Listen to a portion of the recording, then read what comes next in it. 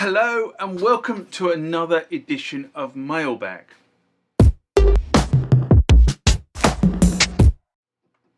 What is Mailbag? Well, Mailbag is a feature of the channel where you guys leave lots of comments on the channel and I attempt to answer those comments, or if I can't answer those comments, I throw it out to you guys who have more knowledge on some of this stuff than I do.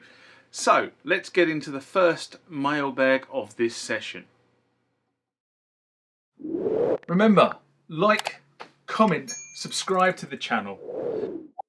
Go over to Instagram and follow me there. Go over to Facebook, follow me there. That's where the normal notices are.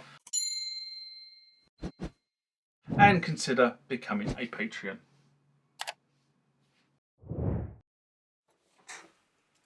Next comment or question comes from Bash and Vibe. Good call, good name. And Bash and Vibe writes, in response to Korg Kronos 3, a game changer or just an update? A rant I did in January 2025. Basham writes, it's an update. A lot of the parts were discontinued from my understanding. Is it a game changer? I haven't owned one yet to give my opinion on it, but for me personally, I hope to finally own one. Now there's a price drop a little. I'll switch my live set to Kronos for the main board and a Juno for the auxiliary board. And you're not actually far wrong, because they admitted that in one of the NAMM videos. But there was a lack of parts available for the original Kronos 2 and the incarnations of the Kronos 2. And the lack of parts is one of the reasons why many of the Kronos owners, and more importantly musicians that use this Kronos instrument to actually earn a living, were starting to migrate to other platforms. That's my view. I've talked to a couple of other people who've got Kronoses and have been seriously looking at the other platforms purely because they were frightened that they were going to get on stage one evening and get the dreaded "it won't boot" error message, or "it stops working mid-set" error message. But Bashan, to be honest, good to hear you're actually going to join the club. So welcome aboard. Next comment or question comes from Arcom. In response to Korg Kronos 3, a game changer or just an update? A rant I did in January 2025. And Arcom writes, I own the Korg Kronos LS. I've been considering downsizing to a Kronos 261 key, and on the second-hand market, buying it on the second-hand market because I need more portability. I was fortunate to play a Kronos 361 key at NAMM last weekend. Of course, not much noticeable difference in my view, but I'm glad to have the option of a new Kronos rather than a second-hand Kronos 2. Perhaps I'm the target market that you refer to, or the target customer. Now, one of the things that, if you've been looking at the cost of Kronos 2, and I have to be honest, until the announcement came out, it was one of the things I was thinking I might go and buy myself a second Kronos 2, just in case my Kronos 1. Now, I don't gig, so my Kronos 2 here doesn't get bashed around all day, in and out of vans and in and out of venues. So it doesn't get that wear and tear.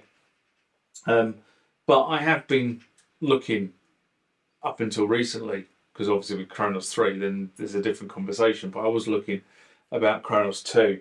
And what you've seen in the market space is that actually a second-hand Kronos 288, or actually a second-hand Kronos 273, 88 and 61 were more than their equivalent Nautilus brand new.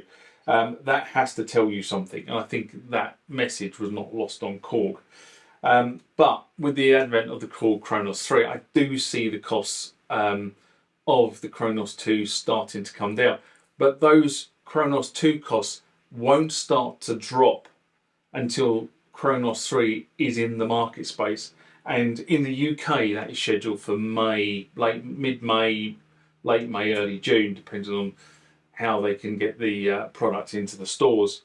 But I do agree Arcom, you are the target customer for this new keyboard, because Korg feel you might be looking at other offerings from other keyboard manufacturers that play into this market space. And I think that's what Korg, one of the messages I said hasn't been lost on Korg, that they are starting to lose key industry figures in the market space. So I'm not talking about your sort of kind of high profile figures, although I do know some of them have been seriously looking at some of the other platforms. But it's the grassroots people, the people that live in the studios, the session musicians, the guys that, you know, are in bands and back up the stars and that sort of stuff. Those are the guys that are Korg sponsored musicians, or in the Korg fraternity, if you like. And they're the guys that have been seriously looking at other boards, because they are afraid. They get on stage, they hit the on button and it doesn't work. Now, one of the interesting things was Arcom wrote back to me at that point and then said, I appreciate insights on secondhand cost, really unaware of where cost was against a new Nautilus. And he had also looked at the Nautilus 61 as an option, but found the oddly shaped form factor actually really quite unappealing. Now, funny enough, I actually found the sort of kind of the boaty form factor of the Nautilus quite interesting. As I said, my issue with the Nautilus was it wasn't radical enough to make me ditch my Kronos 2. Now, as he says, the Kronos 3 61 is much needed.